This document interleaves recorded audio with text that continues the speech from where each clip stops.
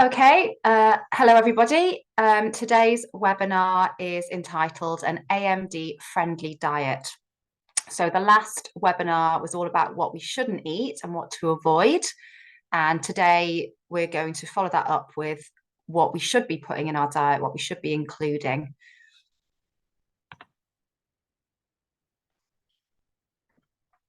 Okay, quick introduction. Who am I? I'm Hannah Nunn. I'm a registered nutritional therapist. I specialize in age-related macular degeneration. I'm based in the UK, but I work with clients all over the world, helping them improve their eye health and help them to feel in control of their AMD by working to improve their overall health. So welcome to this short webinar. As I said, I'm hoping it'll be no more than about 30 minutes long. The recording will be posted in the Nutrition for AMD Facebook group.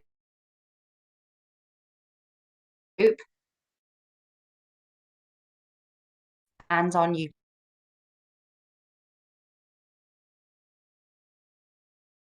Questions will be answered in the comment section under the recording.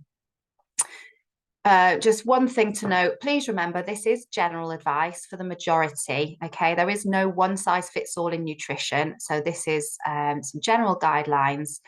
If you've got a medical condition, which means you can't follow some of this advice, then it's always best to get some professional or personal advice.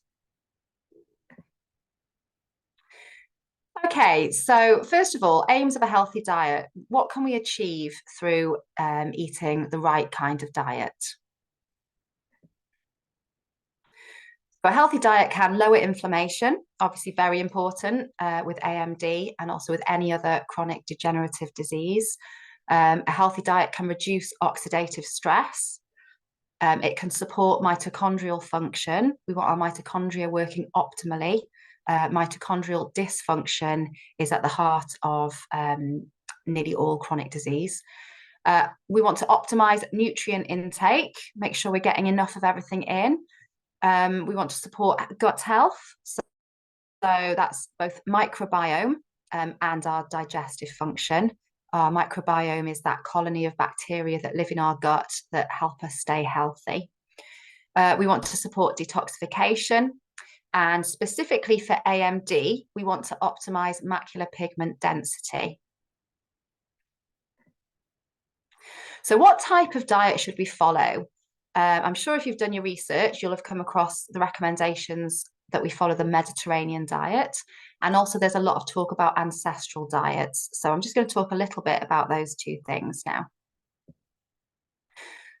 The Mediterranean diet, a study published in Ophthalmology Journal in 2019 concluded that close adherence to the Mediterranean diet was associated with a 41% reduced risk in developing advanced stage AMD, which is quite significant. The Mediterranean diet is associated with various health benefits, including reduced risk of heart disease, lower rates of chronic disease, and improved longevity. So a quick overview of this diet. It's inspired by the traditional eating habits of countries bordering the Mediterranean Sea. It emphasizes daily consumption of fresh fruit, vegetables, and leafy greens. It includes healthy fats like olive oil, nuts, and seeds. It prioritizes whole grains like whole wheat, brown rice, and oats over refined grains. It utilizes herbs and spices for flavoring. It includes meat, fish, and poultry. It suggests moderate consumption of red wine, mainly during meals, due to its potential heart-healthy compounds. Can't leave that out. People are quite excited by the thought that they're allowed to drink wine. And then, of course, there's a social aspect. It encourages communal dining and mindful eating with family and friends. So that sense of community, that actually making a point of sitting down to eat, being relaxed when you eat, making it a whole experience. And physical activity too. It advocates regular physical activity. So it's more than just a diet, it is a diet and lifestyle. So just a reminder that lifestyle does play a big factor as well, not just what we eat. Okay, so I'm just going to talk a little bit about ancestral diets and what that means. And essentially, the Mediterranean diet is a type of ancestral diet. So, what is an ancestral diet? It refers to the traditional diets of our ancestors. And there are various examples and quite different examples. And the macronutrient ratio varies between different ancestral diets. So, what do I mean by that? Well, some were quite heavily meat because that's what was available to them. And then another ancestral diet might be mainly sweet potato, so a high carb diet. But what they've got in common is that they are all densely nutritious whole food diets, and none of them contained processed food. Oops, went too far then. Sorry. So ancestral diets and AMD. Why is this relevant? So nations consuming their ancestral diet have virtually no AMD. AMD followed processed foods worldwide. So AMD only developed in a nation after processed food was introduced. So AMD only develops in a nation when processed food consumption becomes significant. And as I said before, macronutrient ratio doesn't seem to be the key issue. It's the absence of processed food that is important. And if you want to read a little bit more around the research that's been done on this, then I'd recommend Dr. Chris Kenobi's book, Ancestral Dietary Strategy to Prevent and Treat Macular Degeneration. He's an ophthalmologist who's looked at all the research in this in quite a lot of detail. So we want to be eating nutrient-dense, whole, fresh foods as opposed to nutrient-deficient, toxic processed foods. So as in an ancestral diet, as in the Mediterranean diet. So today we're going to discuss the principles of a healthy diet. We're going to outline what a healthy diet should include, and maybe give you some more specific guidelines, because that's what people have asked for, some specifics to do with quantity and exactly what to include. So my first point is eat a plant-rich diet. Okay, so what do we mean by plant foods? We mean vegetables, fruit, herbs and spices, whole grains, seeds, nuts, and legumes. So your beans, lentils, and chickpeas. By a plant-rich diet, it doesn't have to be a vegan or vegetarian diet. I just mean that you need to include a large amount of plant foods. Why? Because plants provide a wide range of vitamins and minerals, so all those fabulous micronutrients, and other powerful plant nutrients which have hugely beneficial properties. And this is your antioxidants and your anti-inflammatory compounds. So things like curcumin in turmeric, and your anthocyanins in your berries. Just really powerful additions to the diet. Plants also provide fiber, which is essential for a healthy gut, for detoxification, and it also helps with blood sugar balancing. And if you're not eating your plant food, you won't be getting your fiber. So my second point is the rainbow. And what do I mean by this? I mean, there is a whole range of colour when you come to that fruit and veg aisle in the shop. Red, orange, yellow, purple, green, white, brown, and you want to be including all of them, because if you imagine every colour is a different phytonutrient, and we do want all of them to maximise health. So eat the rainbow. And how much fruit and veg should we be eating? The actual recommendation, the gold standard, is 8 to 10 vegetables and fruits a day, which might shock some of you. I know we used to say 5 a day. But no, actually, the gold standard is 8 to 10 portions of veg and fruit a day. I suggest aiming for 6 portions of vegetables and 2 portions of fruit and balancing it that way. And when I say portion, I talk about a handful, because I think that's easier than weighing and measuring. So 1 portion equals 1 handful. So vegetables. I would recommend that you aim to have half a plate of veg or salad with your lunch and with your dinner. And that would get your 6 portions in. Breakfast is also a great opportunity to get extra vegetables in, but some people, excuse me, some people struggle with that. But if you're having half a plate of veg or salad at lunch and dinner, then you should be getting in your 3 portions at each meal. Out of those 6 portions of veg a day, I would recommend that 2 portions, so 2 good handfuls, are green vegetables. And my other recommendation is that you would try to get 3 different colours on your plate. So maybe each meal. So maybe 1 green plus 2 other colours so that you're working towards eating that rainbow. When it comes to fruit, berries are the superstar, I would say, when it comes to eye health, and especially the dark coloured berries such as blueberries. And my recommendation would be to include 1 to 2 handfuls of berries every day. Okay, my next recommendation is to eat protein at every meal. Now, some people this might come naturally, but I do see a lot of people who aren't eating enough protein.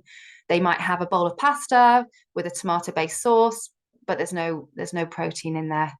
As we get past middle age, we need more protein, not less, okay? Protein is needed for hormones and enzymes, for nutrient transport, and repairing tissues. So if you think of this in the context of AMD, you think of our wonderful antioxidant enzymes that we produce in the body. You think of getting those nutrients that we've just taken in, getting them to our eyes, and also tissue repair and healing. We want our bodies to have all the ingredients they need so that they can undergo tissue repair and healing. Protein's also really good for balancing blood sugar. So if you're eating sufficient protein at every meal, you won't be suffering as much from those blood sugar spikes and dips. So animal proteins include meat, poultry, game, fish, seafood, and eggs. All highly nutritious, brilliant additions to the diet. But what I would say is go for quality over quantity.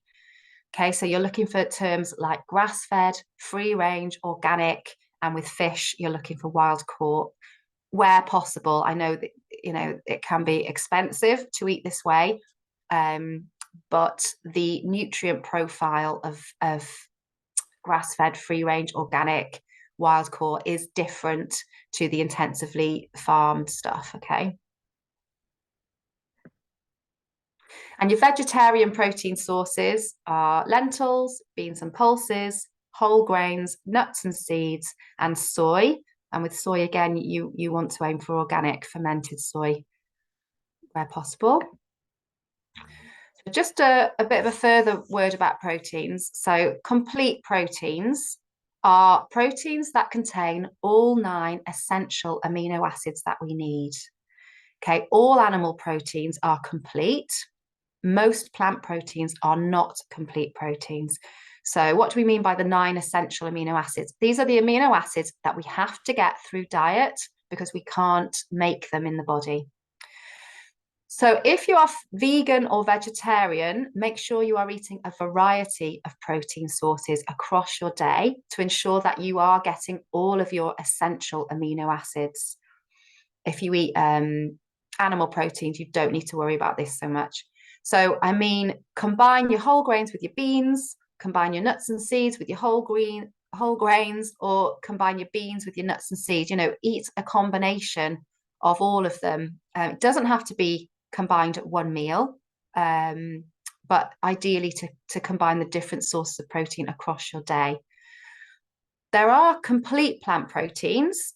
These include quinoa, buckwheat, hemp seed, spirulina and chlorella, seaweed, and soybeans. And just another note that plant sources of protein are generally lower in protein. So just to make sure that you are getting sufficient protein. My next key point is don't avoid natural sources of fat. Okay, for so long we were made to think that fat was the baddie, and a lot of us were brought up on low fat or fat free. Forget about that. We want to embrace fat. Don't be scared of fat. Okay, they are essential to health. They are an essential part of a healthy diet. So they are key components of membrane structure. They are especially important in the eye and the brain. And we require both saturated fat and unsaturated fats. Fats are used for hormone production. They protect us against inflammation. They're important for gut health. And also we think about our fat-soluble vitamins. So vitamin A, D, E, and K, they're fat-soluble vitamins. What do we mean by healthy sources of fat? So natural sources, basically. Fat is always best consumed as part of the whole food. So meat, poultry, fish, nuts, seeds, avocados, olives. Okay, minimally processed oils such as extra virgin olive oil, coconut oil, and avocado oil are okay if you're using oil for drizzling or cooking. Also grass-fed butter or ghee and animal fats. That's all okay as well. Again, I would say go for quality where possible. And a final note on avoiding seed oils, avoiding hydrogenated or partially hydrogenated oils, margarines or spreads. So all these man-made kind of processed fats, avoid. And anything processed to be low fat, okay, avoid. So a word on a special fatty acid that you may have heard a lot about, omega-3. So this is a type of essential polyunsaturated fatty acid, again, termed essential because we have to get it through our diet. EPA and DHA are the most beneficial forms of omega-3, although there's also ALA, which is beneficial, but less so than the EPA and DHA. So omega-3 is important for several reasons. It has anti-inflammatory properties. It helps to switch off inflammation in the body and dampen down inflammation in the body. And especially in terms of eye health, DHA, a form of omega-3 fat, is found in high concentrations in the retina of the eye, and it's really important for maintaining good vision and eye health. And you need a constant supply of DHA in the diet. So where do we get these fats from? Oily fish is the best source. It's a good source of EPA and DHA, which are the most beneficial forms. So we're talking about the SMASH fish. We use the acronym SMASH to remember which ones they are: salmon, mackerel, anchovies, sardines, and herring. Okay, and my recommendation is to include 2 portions of oily fish per week if you can. You can include tinned fish, but just check what ingredients they have been tinned with, so avoiding the seed oils, basically. Then ALA, which is another form of omega-3 fat, is found in plant foods such as walnuts, flax seeds, chia seeds, and hemp seeds.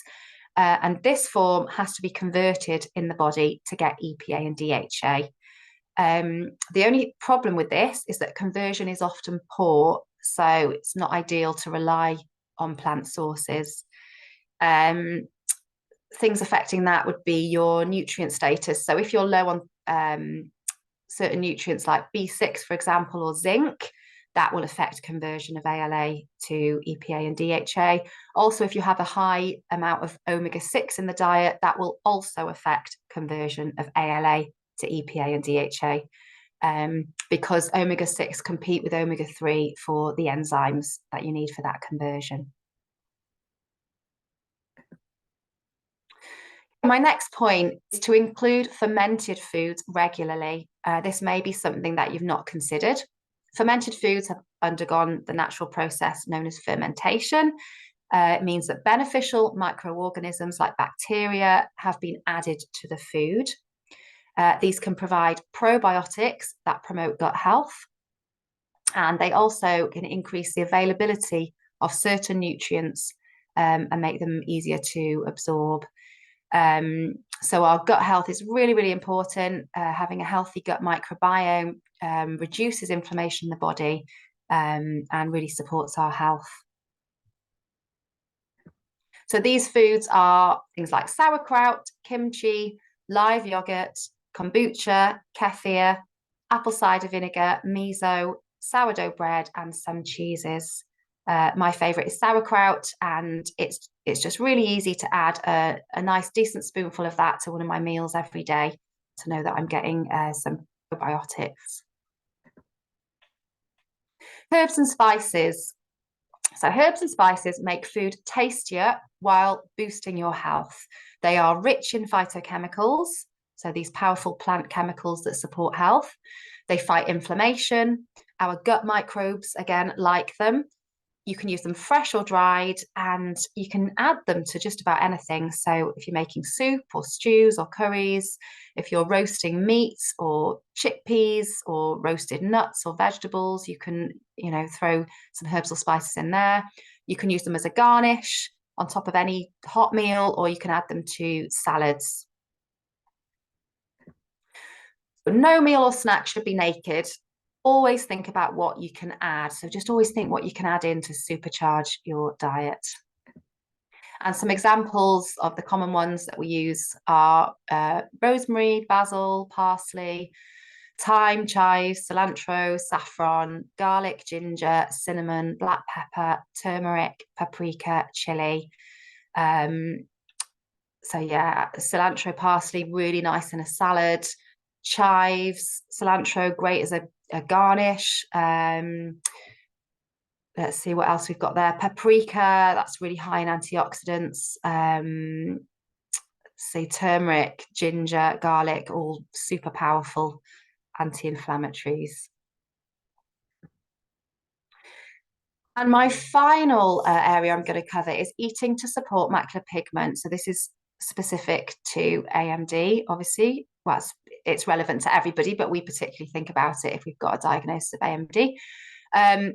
Macular pigment filters damaging blue light so that less of it reaches our vision cells. It's made up of 3 carotenoids, lutein, zeaxanthin, and mesozeaxanthin, which are powerful antioxidants. Increasing macular pigment can improve visual function and protect against AMD. And it's been shown to improve visual function even in people who haven't got AMD.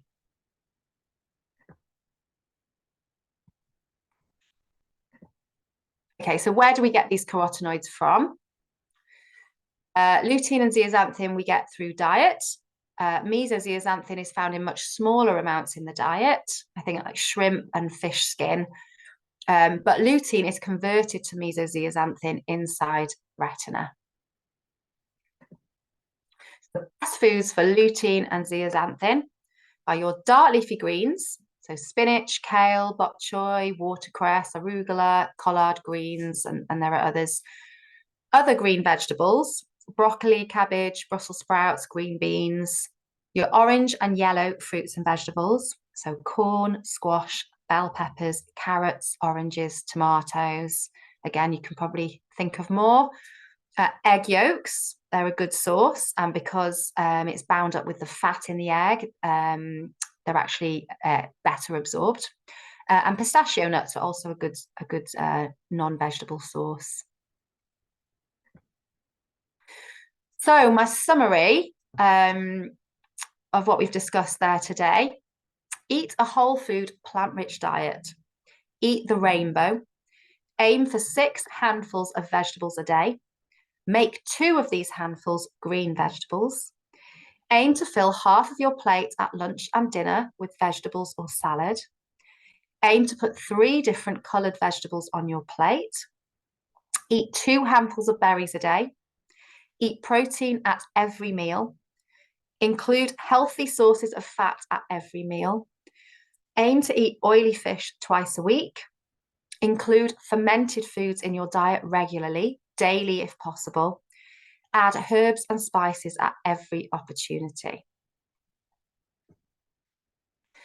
So what's your take home today? Have you spotted a gap in your diet? Do you eat enough variety? Do you eat enough vegetables? Do you eat enough protein? Have you been avoiding fat, thinking it's the baddie? Maybe you haven't considered fermented foods before. If you need help, as always, I'm here. If you feel your diet is a long way off this and you're just not sure where to start, or if this is unachievable for you due to an allergy or other health condition, If you are vegetarian or vegan and you're not sure you're getting everything you need from your diet, I do offer one-to-one nutrition help. So just reach out to me, message me on Facebook, or you can email nutritionforamd@gmail.com.